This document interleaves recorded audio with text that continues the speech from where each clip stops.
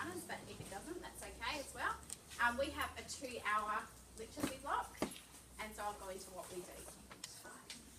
Okay, so we have a lesson design that is mandated across our Ks to our Year 7s. So we start every one of our lessons with inform and inspire, and then we move into show and share, try and transfer, apply, action, review and revise. So we're really, really into Hattie and his visible learning, and we're also into explicit teaching. So that is our lesson design. So we'll move on.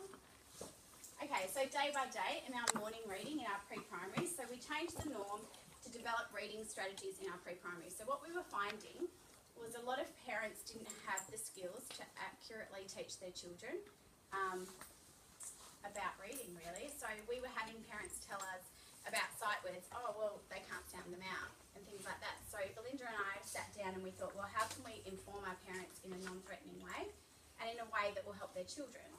So we kind of know, we've looked at the research in regard to homework, and we know that home readers and things like that just simply don't work. So we thought, how can we do it in our classroom? So every morning we split our class into 2 groups. One of our groups does comprehension text. We use Diana Rigg text simply because we had them in our school. They had been purchased already. And we used home readers. So we generally try and level the kids. We split them into 2 groups, and we have our parents come in for the first 10 to 15 minutes to work with them. And then the following week, for me and my class, we switch over. So that's been really fantastic because most of the time in pre-primary you do have the parents in there. I think every day I maybe have 2 or 3 kids that don't, and myself or my EA will jump in and read to them. So in that time we do get a lot of our reading strategies into parents, and then as they've developed those, we've been able to then send our home readers home. So we've been building those relationships with our families, and it's been really fantastic. Okay, so before each lesson we inform and inspire our students. We use Hattie's visible learning. So we talk about Walt, what are we learning today, and Will, what am I looking for, and Tib, which this is because. So we let our kids know what it is that we expect them to learn and what we are looking for. So it's not a mystery to our children. So we're hopeful that in time, and as our children progress through our school, they will have a really good understanding about what it is that they need to learn, and they'll be able to articulate that to their teachers and their EAs and anybody else that comes along. And that way, at the end of each lesson, we also reflect on those aspects. So we tend to have those on our whiteboards.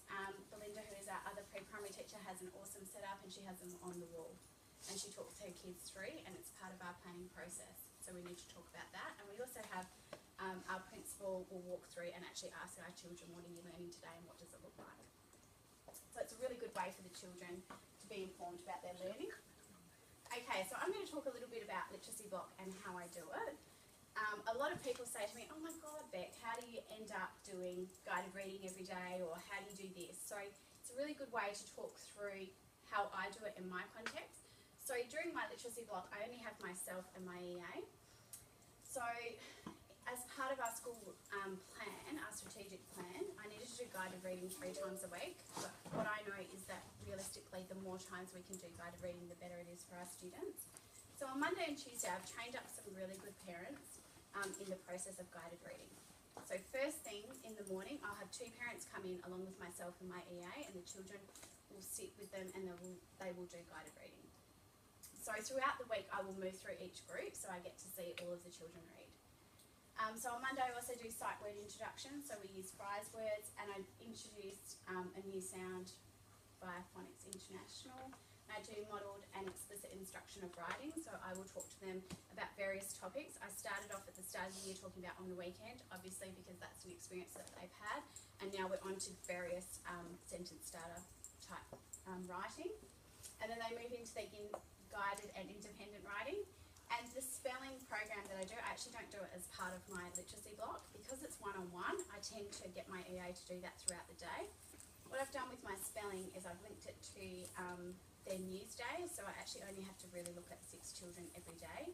And I get my EA to do that at a time during the day that's not going to impact her, because I really want to use my EA as another teacher in the classroom. So on Tuesday, again, I do guided reading with all groups. And then we do our phonics and our sight word revision from the day previously, and then I use the literary text. Very similar to what Carleen was talking about, and I'll show you some examples of what I do. So I do that on a Tuesday and a Thursday. And the literary text that I use, I will use for 2 weeks. On a Wednesday they have sport in the morning for an hour, so the block is shorter. But I still do introduce a new sound via Phonics International. And we do handwriting based on the new sound, and we use our sound wave task and a fine motor task linked to that. And then they do their guided reading after recess, and they rotate through one group at a time with my EA. And on Thursday we do the guided reading again, and they rotate through all groups, and they do a literary text. I generally have 2 tasks that I want them to do on that day. And then on Friday I only have them for an hour, so I do phonics guided practice. So that's where I reinforce throughout the week the sorts of sounds that I've been learning. Okay, so I think it's examples now. Okay, so I use the reading strategies. So I have these up on the wall, and I've taken these from First Steps, and they were also adapted from the ones that were at Queen's when I was here. So for each week for guided reading or any reading task that I'm using, I will actually have a little picture of them on the table with the children, and we'll talk to them about what it is I'm expecting them to learn. So they're really good now at talking about those sorts of things that I'm looking for. On the other side, these are my panda words. So what I do is throughout the week, as they do writing tasks, and I notice that there's certain words that children always struggle to spell, or high frequency words, I guess, that are relevant to their life. So things like birthday, cousins, friends, sleepovers, that sort of thing. I put them all in a tub, and every day we pick out 3 or 4, and we just pull them out, and we talk about them, we cut them out, see how many syllables they are, put them in a sentence, discuss them. Oh, is that my time already? Oh my God, I need to talk faster. Okay, so we do that, and then they go around the board, and then each day we talk about them. You can have 3 minutes of my time, Beck. Oh, thank you, darling. Okay, so I just took photos of the kids' work around the room. So I also do, as part of my literary text, I might do story elements. So I talk about character, setting, problem, and solution. And I talk a lot about, when I looked at the images I felt. So we talk about the role of the illustrator and what they do. This is one of the displays that I did link to Mem Fox's Tough Forest.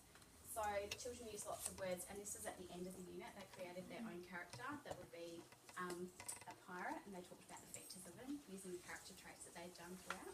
So it was really cool. We've got a really talented EA as well that can paint much better than me. Okay, so this is our phonics, some of our phonics activities. So we did owl, as in owl, and the kids had to brainstorm their own words, and we created a display for them. And then they refer to that during the learning, and that's another story prediction. We did Daisy All Sorts by Pamela Allen. So I just showed them the front of the text and said, what do you think the story would be about? So they kind of got that pretty well. I did the Hidden Forest by Jeannie Baker. Jeannie Baker is one of my favourite authors. So I actually only read the first 2 pages, and I stopped when he feels the slimy kelp slide under him. He senses a dark movement. What was that? And then the children had to go away, and they had to illustrate and orally tell me what it is that they thought it was that pulled him out of the dinghy. So we've got some really creative stuff out of the kids. And there was an old lady who swallowed a mozzie, so we talked about the main character and the events. Hey, and that is it. Pretty good.